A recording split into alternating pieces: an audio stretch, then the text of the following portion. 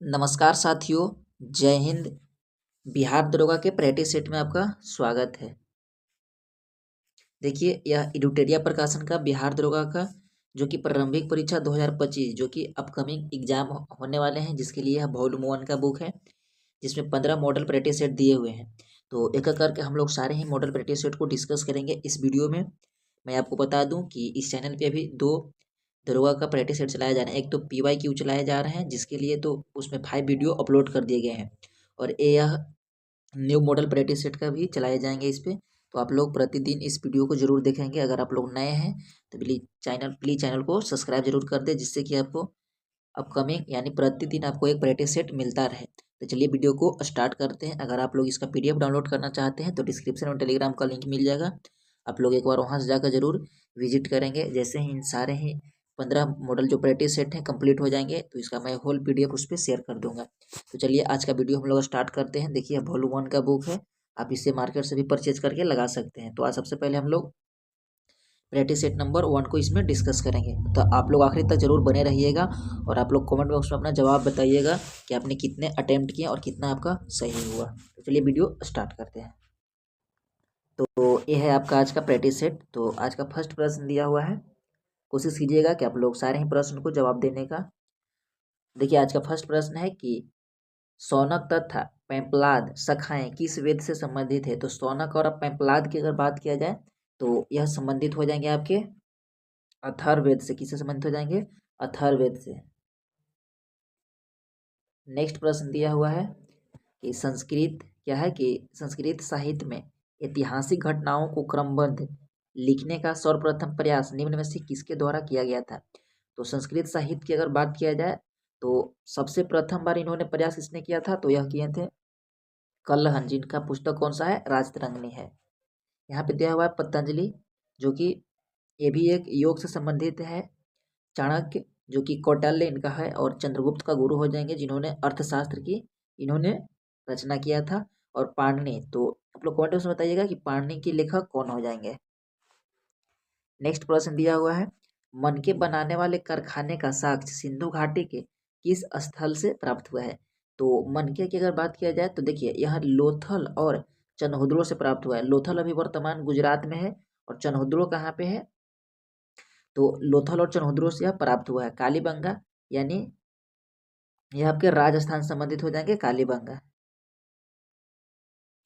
और चनहुद्रो यह पाकिस्तान से संबंधित हो जाएंगे। तो इस तरह से यहाँ से प्राप्त हुआ है। नेक्स्ट प्रश्न दिए हुए हैं, क्या है कि बौद्ध मठ के परंपरा के अनुसार स्तूपों को कितने श्रेणियों में विभाजित किया गया है। तो जो बौद्ध मठ में जो भी बौद्ध मठ परंपरा थे, तो उसमें स्तूप बनते थे। तो स्तूप यानी जहाँ पे बौद्ध धर्म के जो भी अनुयायी होते थे या गुरु होते थे या बौद्ध भगवान थे, बुद्ध भगवान, उनके मृत शरीर को वहीं पे दफनाया गया था। तो वह कितने श्रेणी में विभाजित हुए, तो उसी को हम लोग क्या बोलते हैं? स्तूप बोलते हैं। यहाँ पूछ रहा है कितने श्रेणी में विभाजित हुए थे। देखिए, 5 श्रेणी में से विभाजित किया गया था। ऑप्शन सी हो जाएंगे। नेक्स्ट प्रश्न है कि स्वतंत्र बहमनी राज्य की स्थापना किसने किया था? स्थापना कब की गई थी? तो कब पूछ रहा है, तो बहमनी स्वतंत्र की बात किया तो हसन गंगू ने किया था, लेकिन इसका स्थापना 1347 ईस्वी में किया गया था। ऑप्शन सी बिल्कुल राइट हो जाएंगे। महाराणा प्रताप के हाथी का नाम क्या था? तो बहुत ही अच्छे प्रश्न है, तो इसका नाम था राम प्रसाद। ऑप्शन सी बिल्कुल राइट हो जाएंगे। भौरेवाला की संधि किस वर्ष हुआ था? तो अगर भौरेवाला की संधि की बात किया जाए तो 22 दिसंबर 1846 में हुआ था। कब हुआ था? 22 दिसंबर 1846 में हुआ था। ऑप्शन नंबर ए बिल्कुल राइट हो जाएंगे। नेक्स्ट प्रश्न है कि 1911 के दिल्ली दरबार की घोषणा निम्न में से क्या शामिल था? तो जब दिल्ली दरबार लगा था तो उसमें क्या क्या इसमें से कौन सी बातें शामिल थे? तो आइए इसको देखते हैं। देखिए, बंगाल विभाजन रद्द करना, जो कि बंगाल विभाजन लॉर्ड कर्जन ने आपको 1905 में घोषणा किया था, तो इसको रद्द करना था, जो कि बिल्कुल सही है। बंगाली भाषा क्षेत्रों को मिलाकर प्रांत बनाना, तो ये भी था कि बंगाल को हम लोग अलग करेंगे और उसमें जो भी बंगाली भाषा वाले जितने भी क्षेत्र हैं उसको एक अलग बनाएंगे, तो ये भी बात सही हो जाएंगे। नेक्स्ट है कि बिहार राज्य की स्थापना जिसमें उड़ीसा भी शामिल था। तो आप सभी लोग जानते हैं कि 1911 में ही दिल्ली में जो घोषणा दरबार लगा था उसी में घोषणा हुआ था कि बिहार प्रांत को अलग बनाया जाएगा, और 1912 में बिहार को अलग कर दिया गया था बंगाल से, और स्वतंत्र राज्य की स्थापना की गई थी। जिसमें उड़ीसा भी शामिल थे। और 1936 में उड़ीसा जो कि बिहार से अलग होकर एक नया प्रांत बना था। तो ये सारे ही कथन सही दिए हुए हैं, तो ऑप्शन नंबर डी हो जाएंगे इनमें से सभी। ऑप्शन डी बिल्कुल राइट हो जाएंगे। नेक्स्ट प्रश्न है कि सेवा समिति की स्थापना निम्न में से किसने की थी। तो सेवा समिति की अगर बात किया जाए तो इसका स्थापना किया था हरदयाल कुंजरू ने। किसने किया था?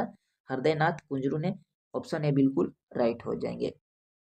नेक्स्ट प्रश्न है कि निम्नलिखित में से कौन सा जोड़ी सुमेलित नहीं है। देखिए एक तरफ दिया हुआ है प्रमुख युद्ध और दूसरी तरफ दिए हुए हैं वर्ष। तो आइए इसमें से हम लोग देखते हैं तो कौन सा जोड़ी इसमें सही नहीं है। देखिए चौसा के युद्ध की बात किया जाए तो यह शेरशाह सूरी और हुमायूं के बीच हुआ था 1539 ईस्वी में, जो कि बिल्कुल सही है। कोलाचेल का युद्ध की बात किया जाए तो 1741 ईस्वी में हुआ था, तो ये भी बिल्कुल सही है। खुर्दा के युद्ध की बात किया जाए तो 1795 में हुआ था, ये भी बिल्कुल सही है। बात किया जाए रुहेला का युद्ध तो 1772, जो कि बिल्कुल गलत है। तो इस तरह से ऑप्शन नंबर अकॉर्डिंग तो क्वेश्चन के हिसाब से ऑप्शन नंबर डी बिल्कुल सही हो जाएंगे। नेक्स्ट प्रश्न दिए हुए हैं कि ऑपरेशन जीरो हावर के तहत भारत छोड़ो आंदोलन के दौरान कस्तूरबा गांधी को कैद करके किस जेल में रखा गया था। तो कस्तूरबा गांधी को किस जेल में रखा गया था? तो यह रखा गया था आगा खां महल में। ऑप्शन नंबर बी बिल्कुल सही हो जाएंगे।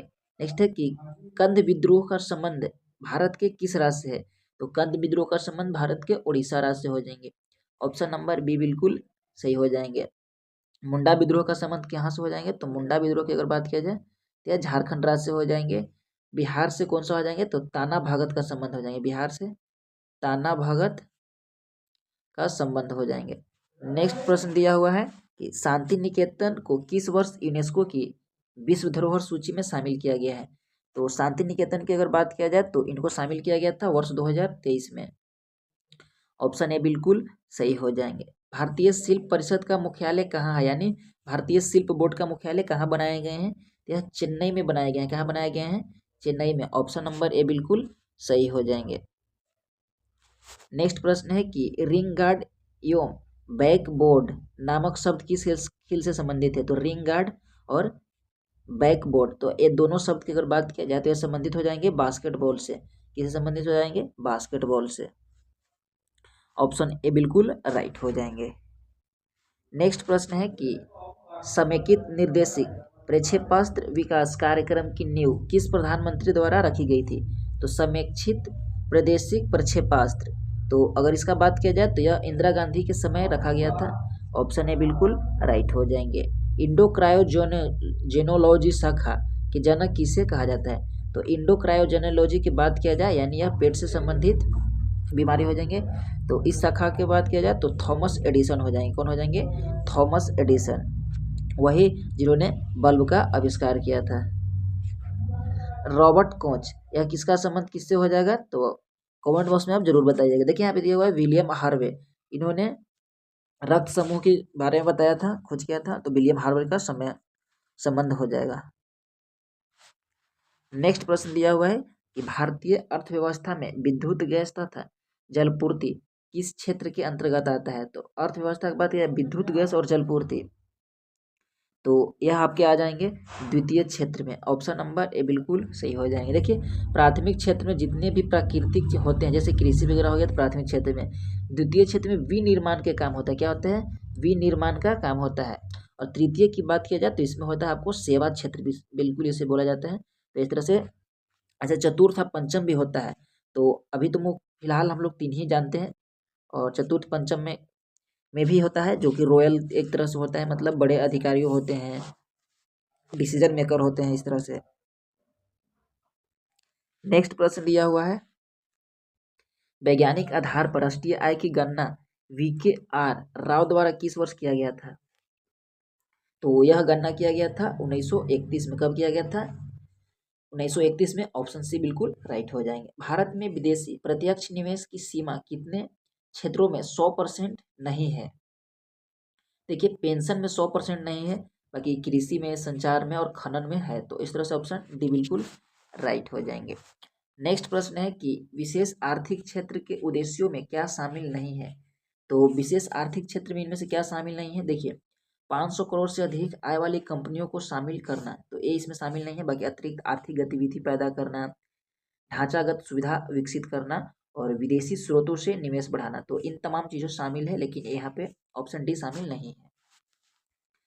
नेक्स्ट प्रश्न है साथियों, अगर आपको वीडियो अच्छे लग रहे हैं तो वीडियो को जरूर लाइक कीजिएगा और अपने एक स्टडी ग्रुप में जरूर शेयर कीजिएगा। नेक्स्ट है कि किस समिति ने निर्धारता की पहचान हेतु कॉस्ट ऑफ लिविंग के आधार के रूप में स्वीकार किया है। तो कॉस्ट ऑफ लिविंग के रूप की अगर बात किया जाए तो सुरेश तेंदुलकर समिति ने सुधार किया है। ऑप्शन ए बिल्कुल राइट हो जाएंगे। 76वें गणतंत्र दिवस समारोह यानी 2025 में के मुख्य अतिथि कौन थे। तो यह प्रबोधो सुबियांटो थे, तो जो कि कहाँ के थे, इंडोनेशिया के राष्ट्रपति थे। कहाँ के थे, इंडोनेशिया के राष्ट्रपति। नेक्स्ट प्रश्न दिया हुआ है कि 33वें ग्रीष्मकालीन ओलंपिक खेल 2024 में भारत ने कुल कितने पदक जीते हैं। तो ग्रीष्मकालीन की अगर बात की जाए तो इसमें कुल भारत ने 6 मेडल जीते हैं, जिसमें से कि 5 ब्रॉन्ज मेडल हो जाएंगे और 1 सिल्वर मेडल हो जाएंगे। तो सिल्वर मेडल किसने जीता था, तो नीरज चोपड़ा जी ने जीते थे और 5 अलग अलग कैटेगरी में जीता गया था। अगर देखिए यहाँ पे प्रश्न रहता पैरा ओलंपिक, तो पैरा ओलंपिक में भारत ने कुल टोटल 29 मेडल जीते थे। कितने जीते थे, 29 मेडल। देखिए ओलंपिक में भारत ने 6 मेडल के साथ में 71वें स्थान पर थे, और यहाँ पे पैरा ओलंपिक की बात किया जाए तो 19वें स्थान पे हो जाएंगे, 17 स्थान पे हो जाएंगे। नेक्स्ट है कि केंद्रीय बजट 2024 से 25 के अनुसार राजस्व घाटा यानी जीडीपी का कितना प्रतिशत है। तो 2024-25 के लिए, जो कि हाल ही में 5 में ही इसका रिलीज किया गया था बजट को, तो उसमें बताया गया है। तो कितना रखा गया है, तो उसमें रखा गया था आपको, देखिए इसमें रखा गया था आपको 1.8%। ऑप्शन डी बिल्कुल राइट हो जाएंगे। नेक्स्ट दिया हुआ है कि केंद्रीय बजट 2024 से 25 में मनरेगा हेतु कितना बजट आवंटित किया गया है। तो मनरेगा के लिए इसमें आपको बजट आवंटित किए गए हैं 86,000 करोड़। मैं आपको एक बार फिर से बताना चाहूँगा कि जो भी अभी हाल ही में बजट पेश हुए हैं, आप लोग इसे अलग से एक बार जरूर नोट्स बना लेंगे सेपरेट, जिससे कि आगे आने वाले एग्जाम में प्रश्न बनने वाले हैं। नेक्स्ट है कि हाल ही में हुए विधानसभा चुनाव के बाद मोहन चरण मांझी किस राज्य के मुख्यमंत्री बने हैं। तो मोहन चरण मांझी अभी उड़ीसा के वर्तमान में मुख्यमंत्री हैं। ऑप्शन ए बिल्कुल राइट हो जाएंगे। नेक्स्ट प्रश्न दिया हुआ है कि 24वें एससीओ शिखर सम्मेलन का आयोजन कहाँ किया गया है। तो एससीओ की अगर बात किया जाए तो यह किया गया है कजाकिस्तान के राजधानी अस्ताना में। ऑप्शन नंबर सी बिल्कुल राइट हो जाएंगे।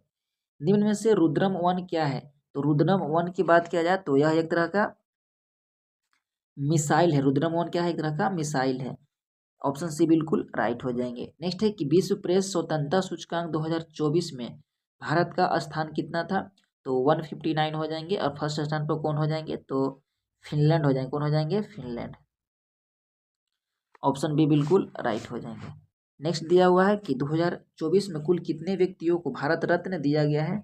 तो कुल 5 व्यक्तियों को भारत रत्न दिया गया है, जिसमें से एक बिहार से भी थे जिनको मरणोपरांत मिला है। तो ऑप्शन सी बिल्कुल राइट हो जाएंगे। वर्ष 2025 में कितने व्यक्तियों को पद्म पुरस्कार, यहाँ पे पद्म पुरस्कार है 3 तरह का होता है, पद्मश्री, पद्म और पद्म विभूषण होता है। यहाँ पे पद्म की बात कर रहा है, तो कितने को दिए जाने की घोषणा किया है केंद्र सरकार ने। तो यह कुल 139 व्यक्तियों को पद्म पुरस्कार देने की घोषणा किया है, जिसमें से 7 हो जाएंगे आपके पद्म विभूषण हो जाएंगे, और इसमें से आपके हो जाएंगे 113 हो जाएंगे पद्मश्री। अब ध्यान रखिएगा पद्मश्री, और बचे कितना बच गए 113 60 120, तो और बच गए 19, इसमें से पद्म भूषण हो जाएंगे आपके, पद्म भूषण हो जाएंगे 19 जन को। तो इस तरह से आपने तीनों इसमें फैक्ट को ध्यान रखिएगा, 113 पद्मश्री, 7 पद्म विभूषण और 19 पद्म भूषण। यह आपको आने वाले एग्जाम के लिए मोस्ट इंपॉर्टेंट सारे ही फैक्ट है, एक्सप्लेनेशन है, तो ध्यान रखिएगा आप। नेक्स्ट प्रश्न है कि भारत सरकार द्वारा किस तिथि को संविधान हत्या दिवस मनाने की घोषणा की गई है। तो यह प्रत्येक वर्ष 25 जून को संविधान हत्या दिवस मनाने की घोषणा की गई है। ऑप्शन बी बिल्कुल राइट हो जाएंगे। नेक्स्ट प्रश्न है कि होपेक्स सैन्य अभ्यास किन 2 देशों के मध्य आयोजित किया गया है। तो होपेक्स की बात किया जाए तो यह आपके हो जाएंगे भारत और मिस्र के, किसके, भारत और इजिप्ट हो जाएंगे। मिस्र को ही इंग्लिश में इजिप्ट कहते हैं। 34वां ब्यास सम्मान 2024 किसे प्रदान किया गया है। तो ब्यास सम्मान की अगर बात किया जाए तो यह आपको प्रदान किए गए हैं सूर्य बाला को। किसको दिए हैं, सूर्य बाला को। ऑप्शन बी बिल्कुल राइट हो जाएंगे। नेक्स्ट प्रश्न है कि be part of the plan, sorry थोड़ा और ऊपर इसको कर देते हैं, क्या है कि be part of the plan theme के साथ कौन सा दिवस हाल ही में मनाया गया है? तो be part of the plan, तो यह मनाया गया है जैव विविधता दिवस। अब बताइएगा कि जैव विविधता दिवस प्रत्येक वर्ष किस तिथि को मनाया जाता है? कमेंट बॉक्स में अपना जवाब दे सकते हैं। नेक्स्ट है कि हाल ही में किस राज्य में अंजाबी व्हाइट मार्बल को जीआई टैग मिला है? तो अंबाजी अंबाजी व्हाइट मार्बल को जीआई टैग मिला है। तो यह अभी हाल ही में प्राप्त हुआ है गुजरात राज्य की। ऑप्शन ए बिल्कुल राइट हो जाएंगे। नेक्स्ट दिया हुआ है कि 18वीं वन स्थिति रिपोर्ट 2023 के अनुसार वन रिपोर्ट 2021 के तुलना में 2023 में वन का वृक्ष आवरण कितने वर्ग किलोमीटर वृद्धि हुआ है? तो यह रिपोर्ट प्रकाशन किया गया है वन स्थिति, जो कि प्रत्येक 2 वर्ष में होते हैं। पिछला बार 2021 में प्रकाशित हुआ था और हाल ही में 2023 में वन स्थिति रिपोर्ट प्रकाशित हुए हैं। तो यह प्रश्न कर रहा है कि 2021 की तुलना में 2023 में यानी कितने % पे और वृक्ष आवरण का वृद्धि हुआ है? तो मैं आपको बता दूं 1445 वर्ग किलोमीटर पर यह वृद्धि हुआ है। हाल ही में रामसर सूची में शामिल किया गया नजरा क्या है कि नजरायन पक्षी अभ्यारण्य संबंधित है किस राज्य से? तो नजरायन पक्षी अभ्यारण्य के संबंध की अगर बात किया जाए तो यह आपके तमिलनाडु से हो जाएंगे। ऑप्शन ए बिल्कुल राइट हो जाएंगे। नेक्स्ट है कि भारत सरकार ने कब तक चंद्रयान-4 को प्रक्षेपित करने का लक्ष्य रखा है? तो भारत सरकार ने इसे वर्ष 2028 तक प्रक्षेपित करने का लक्ष्य रखा है। ऑप्शन सी बिल्कुल राइट हो जाएंगे। नेक्स्ट है कि 96 ऑस्कर अवार्ड 2024 में किस फिल्म को सर्वश्रेष्ठ फिल्म की अवार्ड दिया गया है? तो 96 की अगर बात किया जाए तो यह ओपेनहाइमर को दिया गया है। ऑप्शन ए बिल्कुल राइट हो जाएंगे। नेक्स्ट है कि किस राज्य द्वारा विधवा पुनर्विवाह प्रोत्साहन योजना की शुरुआत किया गया है? तो यह शुरुआत किया गया है आपके झारखंड राज्य के द्वारा। ऑप्शन डी बिल्कुल राइट हो जाएंगे। बिहार के द्वारा निश्चय योजना को शुरू किया गया है। नेक्स्ट है कि सार्थक खंड वाले शब्द निम्न में से क्या कहलाते हैं? तो यह आपके कहलाते हैं यौगिक। ऑप्शन ए बिल्कुल राइट हो जाएंगे। इत्यादि शब्द का संधि विच्छेद क्या हो जाएंगे? तो इसका संधि विच्छेद हो जाएंगे आपके इति जोर आदि, हर्षे से ती होंगे और आदि। नेक्स्ट है कि पाप पुण्य में कौन सा समास है? देखिए बीच में हाइफन आता है यानी दो को जोड़ रहा है। तो जब इस तरह के रहेंगे यानी दो को जोड़ना तो यह हो जाएंगे द्वंद्व। क्या हो जाएंगे? द्वंद्व। ऑप्शन ए बिल्कुल राइट हो जाएंगे। नेक्स्ट है कि हथेली पर सरसों नहीं जमती मुहावरे का अर्थ क्या है? यानी हथेली पर सरसों नहीं जमती, तो इसका मतलब यह हुआ कि कोई भी काम के लिए समय चाहिए। यानी आप हथेली पर रखेंगे बोलेंगे कि जम जाए, यानी जल्दबाजी हो गया, यानी उसको जब जमीन में बुनेंगे तभी जमेगा, यानी कोई भी काम करने के लिए समय चाहिए। निम्नलिखित में से कौन सा वाक्य शुद्ध है? इनमें से शुद्ध वाक्य को हमें छांटना है। देखिए आपके एक एक वाक्य तुले हुए हैं, यानी यह बिल्कुल सही है। नेक्स्ट प्रश्न दिए हुए हैं कि fill in the blanks. Are you really desirous visiting Japan? तो are you really desirous visiting Japan, तो इसमें कौन सा यहाँ पे दिया हुआ है प्रीपोजिशन, क्या भराएंगे? हो जाएगा कि visiting of Japan. Option number A बिल्कुल राइट हो जाएंगे। नेक्स्ट प्रश्न है कि choose the correct English translation that given sentence in Hindi. यहाँ पर दिया हुआ है हिंदी, इसको हमें ट्रांसलेट करना है। भूगोल सीखना कठिन है, तो क्या हो जाएंगे कि geography is difficult to learn, यानी geography is difficult to learn. Option B बिल्कुल राइट हो जाएंगे। नेक्स्ट प्रश्न है कि choose the opposite meaning of the given question. तो गर्गेरियस का पूछ रहा है आपको अपोजिट मीनिंग, तो इसका क्या हो जाएंगे? तो हो जाएंगे प्लेन, PLAIN। प्लेन मतलब समतल होता है, ग्रेगेरियस मतलब होता है उच्च खाबड़ होता है। तो ऑप्शन नंबर ए बिल्कुल राइट हो जाएंगे। तो हम लोगों ने 50% को डिस्कस कर लिए हैं, तो आप लोग आखिर तक जरूर बने रहेंगे, जिससे कि आपका स्कोर पता लग सके, आपको कितनी तैयारी हो गई है, आपका कितना स्कोर जा रहा है। वीडियो को लाइक शेयर जरूर करते रहेंगे। नेक्स्ट है कि निम्नलिखित में से किस अधिनियम को act of good government of India भी कहा जाता है? तो act of good government of India किसको कहा जाता है? तो यह आपको कहा जाता है भारत सरकार अधिनियम 8058 को। ऑप्शन नंबर ए बिल्कुल राइट हो जाएंगे। नेक्स्ट है कि संविधान सभा के प्रमुख समितियों में अल्पसंख्यक उपसमिति के अध्यक्ष कौन थे? तो अल्पसंख्यक की अगर बात किया जाए तो यह किसको बनाया गया था? तो एस.सी. मुखर्जी हो जाएंगे, कौन हो जाएंगे, एस.सी. मुखर्जी साहब हो जाएंगे। ऑप्शन नंबर बी बिल्कुल राइट हो जाएंगे।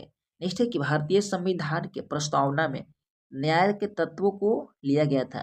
तो प्रस्तावना में अगर न्याय की बात किया जाए तो वह किससे लिया गया था, तो ये आपके रूसी क्रांति से लिया गया था। ऑप्शन ए बिल्कुल राइट हो जाएंगे। नेक्स्ट है कि संविधान के किस अनुच्छेद में यह उल्लेख किया गया है कि किसी अपराध के लिए अभिव्यक्ति किसी व्यक्ति को स्वयं अपने विरुद्ध साक्षी होने के लिए बाध्य नहीं किया जाएगा। यानी कोई भी व्यक्ति को अगर अपराध घोषित कर दिया गया है और उस व्यक्ति को लगता है कि मैं अपराधी नहीं हूँ, तो वह स्वयं ही जाके अपने अपराध विरुद्ध मतलब जाकर वहाँ पेश कर कर अपने अपराध मुक्त हो सकता है अपने खिलाफ। तो यह किस आर्टिकल में इसका प्रावधान दिया गया है, यह आर्टिकल नंबर 20 के सब आर्टिकल 3 में इसका डिस्कशन किया गया है। नेक्स्ट प्रश्न है कि भारत में न्यायपालिका का कार्यपालिका से पृथक्करण का उल्लेख वर्णित है। तो यह किसमें उल्लेख इसका वर्णित है, देखिए राज्य के नीति निर्देशक तत्व में, यानी आर्टिकल इसे 50 में डिस्कस किया गया है। नेक्स्ट है कि नेक्स्ट प्रश्न दिया हुआ है, नेक्स्ट प्रश्न है कि भारत की संसद के संबंध में निम्नलिखित में से कौन सा कथन सही नहीं है। तो आइए एक करके सारे कथन को हम लोग पढ़ते हैं। देखिए, मंत्रिमंडल को लोकप्रिय सदन में बहुमत का विश्वास प्राप्त रहना चाहिए, बिल्कुल सही है। संसद का सर्वप्रथम कार्य मंत्रिमंडल का प्रावधान करता है, ये भी सही है। संविधान में एक संसदीय प्रणाली का सरकार का प्रावधान है, ये भी सही है। मंत्रिमंडल की सदस्यता निम्न सदन तक सीमित है, नहीं है। तो यहाँ पे according to the question number 56 option D बिल्कुल राइट हो जाएंगे। नेक्स्ट है कि भारतीय संसद का सचिवालय का संबंध कौन सा कथन सत्य है। तो सचिवालय के संबंध की अगर बात किया जाए, देखिए सरकार से स्वतंत्र है सचिवालय, सेक्रेटरीट क्योंकि सरकार से स्वतंत्र है क्योंकि यह अलग संस्था है। संसदीय कार्य मंत्री के अधीन है, नहीं बिल्कुल ये सब गलत है। ऑप्शन ए बिल्कुल सही हो जाएंगे। नेक्स्ट दिया हुआ है कि सूची 1 को सूची 2 से सुमेलित कीजिए। सूची 1 और सूची 2 में क्या है, लोक लेखा समिति। तो अगर लोक लेखा समिति की बात किया जाए तो यह हो जाएंगे आपके वित्तीय समिति के लिए। लोक लेखा क्या करता है, तो वित्तीय को जांच करता है। ऑप्शन ए बिल्कुल राइट हो जाएंगे। इसमें 22 मेंबर होते हैं, 15 और 7 आप जानते हैं। विभागीय समिति, तो विभागीय समिति की अगर बात किया जाए तो इसका संबंध हो जाएंगे स्टैंडिंग समिति से, यानी बी का 4 हो जाएंगे। और याचिका समिति की बात किया जाए तो कार्यकारी समिति हो जाएंगे। और स्टॉक मार्केट स्कैम समिति की बात किया जाए तो यह तदर्भ हो जाएंगे। इस तरह से ऑप्शन डी बिल्कुल राइट हो जाएंगे। नेक्स्ट है कि 71वें संविधान संशोधन अधिनियम 1992 द्वारा निम्नलिखित भाषाओं में से किस भाषा को संविधान के 8वीं अनुसूची में नहीं जोड़ा गया है। तो देखिए 8वीं अनुसूची में नहीं जोड़ा गया है, तो नहीं में देखिए एक तो हो जाएगा कि आपको 72 में जोड़ा गया था न म क, यानी नेपाली मणिपुरी कोंकणी, तो इसमें से छांट देना है। तो नेपाली एक तो ये हो गया, मणिपुरी एक हो गया, कोंकणी। देखिए यहाँ पे कश्मीरी भाषा को नहीं जोड़ा गया, तो इस तरह से आप छांट सकते हैं। तो ऑप्शन ए हो जाएंगे। नेक्स्ट है कि निम्नलिखित में से कौन केंद्र और राज्यों में राजस्व बंटवारे के लिए मापदंडों की अनुशंसा करता है। तो यह हो जाएंगे वित्त आयोग, ऑप्शन सी बिल्कुल राइट हो जाएंगे। भूवैज्ञानिक समय में सबसे बड़े खंड को क्या कहते हैं। तो सबसे बड़े खंड को उसे क्या कहा जाता है, तो उसे कहा जाता है ईओन कहा जाता है। किसे कहा जाता है, ईओन कहा जाता है। निम्नलिखित में से कौन सा ग्रह चट्टानों से बने होते हैं। तो चट्टान से कौन सा ग्रह बना है, तो यह बने हुए हैं शनि। निम्नलिखित में से कौन सा ग्रह चट्टान से बने नहीं है, वही तो शनि गैस से बना हुआ है। क्योंकि पार्थिव ग्रह जितने हैं तो यहाँ पे शुक्र बुध मंगल ये सब चट्टान से बने हैं, बाकी पार्थिव ग्रह के बाद बाह्य ग्रह हैं जो कि गैस से बने हुए हैं। नेक्स्ट है कि एशिया में विश्व का सर्वाधिक जनसंख्या घनत्व वाला देश कौन सा है। देखिए जनसंख्या ज्यादा नहीं पूछ रहा, जनसंख्या घनत्व यानी कम जगह में ज्यादा लोग निवास करते हैं, उसे हम लोग जनसंख्या घनत्व कहते हैं। तो यह बिल्कुल सही हो जाएंगे आपके बांग्लादेश, ऑप्शन सी बिल्कुल राइट हो जाएंगे। अगर आपको जनसंख्या सर्वाधिक पूछता तो वर्तमान डेटा के अनुसार अपनी भारत हो जाएंगे 1 पर, 2 पे आपके चाइना हो जाएंगे। नेक्स्ट प्रश्न दिया हुआ है, बादलों की दिशा एवं गति मापने वाला यंत्र को क्या कहते हैं। तो स्कोप यानी नेफोस्कोप के नाम से जाना जाता है। ऑप्शन डी बिल्कुल राइट हो जाएंगे। नेक्स्ट प्रश्न है कि निम्नलिखित में से कौन सा कथन सत्य नहीं है। तो आइए सत्य कथन को जांचते हैं। देखिए, यूरोप एकमात्र महाद्वीप है जिसमें कोई मरुस्थल नहीं है। नहीं, ऐसा नहीं, एक गलत है। नेक्स्ट है ऑस्ट्रेलिया है, इसमें कोई महा नहीं है। विश्व का सबसे शुष्कतम मरुस्थल अटाकामा है। शुष्कतम मरुस्थल अटाकामा है। सत्य नहीं है, ये तो सत्य है। नेक्स्ट है कि विश्व का सबसे बड़ा उष्ण मरुस्थल सहारा है, ये भी है। इनमें से कोई नहीं है, यहाँ पे सत्य नहीं है, तो बिल्कुल सही है। देखिए यहाँ पे सत्य नहीं पूछ रहा है तो बिल्कुल सही हो जाएंगे। एकमात्र मरुस्थल है जहाँ पे यूरोप में एक भी मरुस्थल नहीं है। इस तरह से ये तीनों कथन तो सही है, लेकिन यहाँ पे पूछ रहा है कि सत्य नहीं है, तो इनमें से कोई नहीं हो जाएंगे, यानी ऑप्शन नंबर डी हो जाएंगे। थोड़ा सा क्वेश्चन यहाँ पे समझना है, यहाँ पे नहीं दिया हुआ था, देखिए। नेक्स्ट है कि निम्नलिखित में से कौन सा दर्रा जम्मू कश्मीर में नहीं है।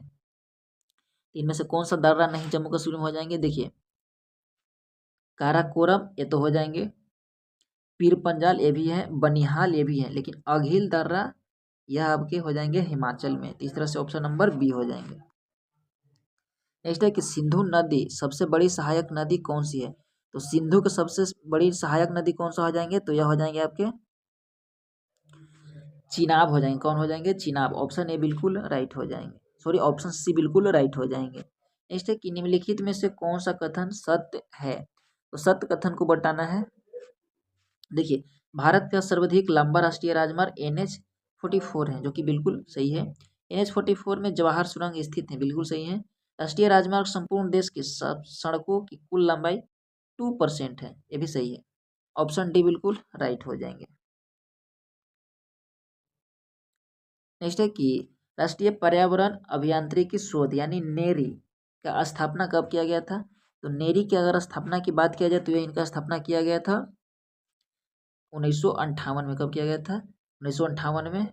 ऑप्शन ए बिल्कुल राइट हो जाएंगे। वन्य जीव अभयारण्यों की सर्वाधिक संख्या कहाँ है। तो सबसे अधिक वन्य जीव कौन से राज्य में हो जाएंगे, तो ये आपके हो जाएंगे अंडमान निकोबार में। हाल ही में अंडमान निकोबार की एक प्रोडक्ट को GI टैग मिला है। कमेंट बॉक्स में बताइएगा, अगर आप लोग डेली करंट अफेयर से संबंधित यानी रूबरू होंगे तो जरूर इसका बता पाएंगे। नेक्स्ट प्रश्न है कि जीवित मानव शरीर में सबसे कम मात्रा में पाया जाने वाला तत्व निम्नलिखित में से कौन सा है। तो सबसे तो कम मैग्नीज ही पाए जाते हैं, बाकी कैल्शियम, लोहा और पोटेशियम अधिक प्रचुर मात्रा में होते हैं। नेक्स्ट है कि इलेक्ट्रॉन की तरंग प्रकृति की खोज किसने की थी। तो इलेक्ट्रॉन की तरंग प्रकृति की खोज डी ब्रोगली ने किया था। तो इलेक्ट्रॉन के कहता तो जे टॉमसन हो जाते हैं। नेक्स्ट दिया हुआ है कि आधुनिक आवर्त सारणी के वर्ग में ऊपर से नीचे आने पर तत्वों की विद्युत ऋणात्मकता पर क्या होता है, यानी ऊपर से नीचे आएंगे तो विद्युत ऋणात्मकता की अगर बात किया जाए तो ये आपके घटते हैं, लेकिन जब नीचे से ऊपर जाता है तो बढ़ते हैं। वहीं धनात्मकता की बात किया जाए तो इसमें अपोजिट हो जाते हैं। नेक्स्ट प्रश्न दिए हुए हैं कि निलंबन में परिक्षेपित कणों का आकार कितना होता है। तो निलंबन की अगर बात किया जाए तो इसमें हो जाएंगे आपके 10 के पावर 3 से 10 के पावर -4 सेंटीमीटर। तो 10 के पावर -3 से -4 सेंटीमीटर ऑप्शन ए हो जाएंगे। लिमोनाइट निम्नलिखित में से किस धातु का अयस्क है। तो यह हो जाएंगे लिमोनाइट लोहा का। 75 का ऑप्शन नंबर बी बिल्कुल राइट हो जाएंगे। नेक्स्ट है कि निम्नलिखित में से किसे रोमर बिट्रोल भी कहा जाता है। तो यानी रोमन बिट्रोल किसे कहा जाता है, तो यह हाराकस इसको कहा जाता है। किसको कहा जाता है, हाराकस। ऑप्शन नंबर डी बिल्कुल राइट हो जाएंगे। निम्नलिखित में से किसे नोबल का तेल भी कहा जाता है। तो नोबल का तेल यह किसे कहा जाता है, तो यह कहा जाता है आपको ट्राई नाइट्रोग्लिसरीन यानी TNG को। ऑप्शन सी बिल्कुल राइट हो जाएंगे। निम्नलिखित में से सबसे प्रबल उपाचायक यानी ऑक्सीडेसिंग कौन है। प्रबल यानी सबसे मजबूत कौन हो जाएंगे, यह आपके फ्लोरीन हो जाएंगे। ऑप्शन नंबर ए बिल्कुल राइट हो जाएंगे। जीव द्रव्य सिद्धांत के प्रवर्तक निम्नलिखित में से किससे माना जाते हैं। तो जीव द्रव्य पूछ रहा है, तो यह आपके हो जाएंगे ऑप्शन नंबर हर्टविग, यानी ऑप्शन नंबर डी बिल्कुल राइट हो जाएंगे, हर्टविग हो जाएंगे। नेक्स्ट है कि निम्नलिखित में से कौन सा कथन सत्य है। तो ये सत्य कथन को हम लोग एक बार इसे देखते हैं। देखिए, प्रोकैरियोटिक कोशिका में केंद्रिका अनुपस्थित होता है। देखिए प्रो यहाँ पे लगा है तो इसमें कोशिका नहीं होंगे, बिल्कुल सही हो जाएंगे। यूकैरियोटिक कोशिका में केंद्रक झिल्ली अनुपस्थित होते हैं, नहीं, इसमें केंद्रक झिल्ली पाए जाते हैं। प्रोकैरियोटिक कोशिका में लिंग प्रजनन पाया जाता है, तो इसमें लिंग प्रजनन नहीं होंगे, इसलिए ऑप्शन एक केवल सत्य है। नेक्स्ट है कि निम्नलिखित में से किसे कोशिका के अणुओं का यातायात प्रबंधक कहा जाता है, यानी यातायात यानी गोल्जी काय का यह कार्य करता है, यानी बताने का, तो गोल्जी काय हो जाएंगे। जिनकी अनुवांशिक विचारधारा के अनुसार जीन के कार्य की इकाई को क्या कहा जाता है, तो जीन के कार्य की इकाई क्या आपको कहा जाता है, सिस्ट्रॉन। क्या कहा जाता है, सिस्ट्रॉन। ऑप्शन बी बिल्कुल राइट हो जाएंगे। जीव द्रव में कार्बनिक तथा अकार्बनिक यौगिकों का अनुपात होता है, तो आपके 19:81 यानी 19:81 होते हैं जीव द्रव में। नेक्स्ट है कि नींबू में लिटिन लीफ नामक रोग किस तत्व की कमी से होता है, तो यह आपके हो जाएंगे तांबा के कारण से। किसके कारण से, तांबा। नेक्स्ट प्रश्न है कि निम्नलिखित में से किस संघ के सभी जंतु खारे जल में पाए जाते हैं, तो खारे जल में पाने जाने वाले हो जाएंगे आपको संघ पेरिफेरा। ऑप्शन बी बिल्कुल राइट हो जाएंगे। नेक्स्ट है कि मेढक निम्नलिखित में से किस वर्ग के प्राणी हैं, तो मेढक हो जाएंगे एम्फीबियन वर्ग, यानी जल और स्थल दोनों में आ जाएंगे। नेक्स्ट है कि निम्नलिखित में से किस पादप हार्मोन के छिड़काव के बृहद आकार के फल तथा फूलों का उत्पादन किया जाता है, तो यह किया जाता है आपके जिब्रेलिन्स। इसका कार्य है बढ़ाना, तो ऑप्शन डी बिल्कुल राइट हो जाएंगे। नेक्स्ट है कि पौधे में क्या प्रश्न है कि पौधे में प्रकाश संश्लेषण के संबंध में निम्नलिखित में से कौन सा कथन सत्य है, तो यह सत्य हो जाएंगे कथन आपके कि प्रकाश संश्लेषण के लिए कार्बन डाइऑक्साइड, पानी, फ्लोरीन तथा सूर्य के प्रकाश आवश्यक है। सही है। प्रकाश संश्लेषण की दर लाल रंग के प्रकाश में सबसे अधिक, बैगनी में सबसे कम, ये भी सही है। प्रकाश संश्लेषण की क्रिया के दौरान जल का उपचयन ऑक्सीजन के बनने में तथा कार्बन डाइऑक्साइड को अपचयन ग्लूकोज को निर्माण में होता है, तो ये भी सही है। इस तरह से ऑप्शन डी बिल्कुल राइट हो जाएगा। नेक्स्ट है कि निम्नलिखित में से कौन सा कथन सत्य है, तो सत्य कथन को इसमें से हमें जांचना है। देखिए दाब प्रेशर एक अदिश राशि है, सही है। कार्य का विमीय सूत्र ml/t² (10⁻⁻2) होता है, तो ये भी सही होता है। विस्थापन धनात्मक ऋणात्मक हो सकता है परंतु शून्य नहीं हो सकता है। विस्थापन तो शून्य हो सकता है पर दूरी शून्य कभी नहीं होता है। नहीं तो समतल कोण का एसआई मात्रक स्टेरेडियन होता है, तो ये भी कथन असत्य है। यहाँ बता रहा है कि सत्य कथन बताना है, तो यहाँ पे रेडियन होता है, स्टेरेडियन नहीं होता है, तो ऑप्शन नंबर 1 और 2 सही हो जाए। नेक्स्ट है घर्षण बल के अधीन किया गया कार्य क्या होता है, तो मान लीजिए कोई भी बल पे घर्षण लग रहा है तो किया गया कार्य यह ऋणात्मक हो जाएगा, ऑप्शन बी हो जाएंगे बिल्कुल राइट। नेक्स्ट दिया हुआ है कि भू अस्थायी उपग्रह यानी जियो स्टेशनरी सैटेलाइट के संबंध में कौन सा कथन सत्य नहीं है, तो सत्य कथन नहीं है इसमें से। देखिए इसका कक्षीय वेग 8 किलोमीटर प्रति सेकंड होता है, ये बिल्कुल गलत हो जाएंगे, बाकी ये सारा सही है। यह पश्चिम से पूर्व की ओर पृथ्वी का परिक्रमा करते हैं, इसका परिक्रमण काल पृथ्वी के परिक्रमा काल के बराबर होता है, और यह उपग्रह पृथ्वी के तल से लगभग 36,000 किलोमीटर की ऊंचाई पर रहकर होता है, तो ये भी सही है। नेक्स्ट है कि निम्नलिखित में से कौन सा कथन सत्य है, एक विद्युत धारा दूसरी विद्युत धारा पर बल लगाती है और इसकी खोज अलेसांद्रो वोल्टा ने किया था, तो खोज तो अलेसांद्रो वोल्टा ने किया था, लेकिन ये जो नियम है ये बिल्कुल गलत है। जब समानांतर चालक में एक ही दिशा में विद्युत धारा प्रवाहित होती है तो दोनों के बीच आकर्षण बल लगता है, तो एक ही दिशा में क्या होते हैं, एक ही दिशा में आकर्षण बल लगते हैं, तो बिल्कुल सही है। जब समानांतर चालकों में एक दूसरे के विपरीत दिशा में विद्युत धारा प्रवाहित होती है तो उसके बीच प्रतिकर्षण बल लगता है, तो ये भी सही है। इस तरह से ऑप्शन बी बिल्कुल राइट हो जाएंगे आपके। नेक्स्ट है कि सरल सूक्ष्मदर्शी में आवर्धन क्षमता क्या होता है, तो यह हो जाएंगे m इक्वल टू, देखिए यहाँ पर मैं लिख दे रहा हूँ, m इक्वल टू 1 प्लस बड़ा d अपॉन f हो जाएंगे, तो ऑप्शन नंबर ए बिल्कुल राइट हो जाएंगे। नेक्स्ट है कि सूची 1 को सूची 2 से सम्मिलित करना है, यंत्र और माप। तो कौन से यंत्र से कौन सा माप किया जाता है, देखिए यहाँ पे दिया हुआ है इंटरफेरोमीटर। तो इंटरफेरोमीटर से क्या मापा जाता है, तो समतल ध्रुवीय कृत प्रकाश का घूर्णन। नेक्स्ट है पोटेंशियोमीटर सॉरी पोटेंशियोमीटर से आपको माप किए जाते हैं विद्युत विभवांतर को। नेक्स्ट है कैलोरीमीटर। तो कैलोरीमीटर से विशिष्ट ऊष्मा का माप किया जाता है, किसका माप किया जाता है, तो विशिष्ट ऊष्मा का माप किया जाता है रूलर से आपको लंबाई। तो इस तरह से ऑप्शन नंबर डी हो जाएंगे बिल्कुल राइट। नेक्स्ट है कि निम्नलिखित में से वह कौन सी प्रक्रिया है जिसके द्वारा कोई वस्तु कुछ रंगों के प्रकाश को अवशोषित करती है और दूसरे को परिवर्तित करती है। तो इसे बोला जाता है आपको परावर्तन बोला जाता है। क्या बोला जाता है, परावर्तन। ऑप्शन नंबर बी बिल्कुल राइट हो जाएंगे। नेक्स्ट है कि समानांतर श्रेणी 21, 18, 15 का कौन सा पद -81वां होगा। तो जब इसे आप सोल्व करेंगे तो इसका आंसर आपको आएगा 35वां। वीडियो को पॉज करके आप लोग जरूर सोल्व कीजिएगा। नेक्स्ट है कि संख्या 17 के पावर 1999 प्लस 11 के पावर 1999 माइनस 7 के पावर 1999 के इकाई स्थान में अंक होंगे। तो बड़े ही सिंपल प्रश्न है, इसका ऑप्शन बी हो जाएंगे बिल्कुल सही। आप लोग जरूर सोल्व कीजिएगा।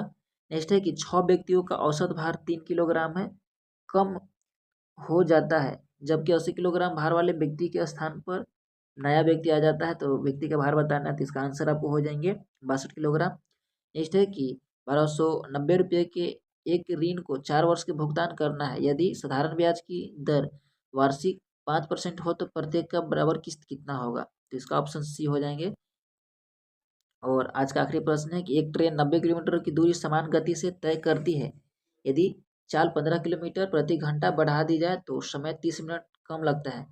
तो ये आपको एच.डब्ल्यू का प्रश्न है। आपको पता है कि मैं आखिरी में एच.डब्ल्यू का एक प्रश्न देता हूँ, इसका कमेंट बॉक्स में जरूर बताइएगा। तो ये था एडुटेरिया का बुक, कैसा लगा आपको इसका क्वेश्चन रिव्यू जरूर बताइएगा। अगर वीडियो अच्छे लगे होंगे तो वीडियो को लाइक, चैनल को सब्सक्राइब जरूर कर लीजिएगा। आपको आने वाले अपकमिंग एग्जाम के लिए प्रैक्टिस सेट मिलता रहेंगे। मैं मिलता हूँ आपसे नेक्स्ट वीडियो में। वीडियो देखने के लिए बहुत बहुत धन्यवाद।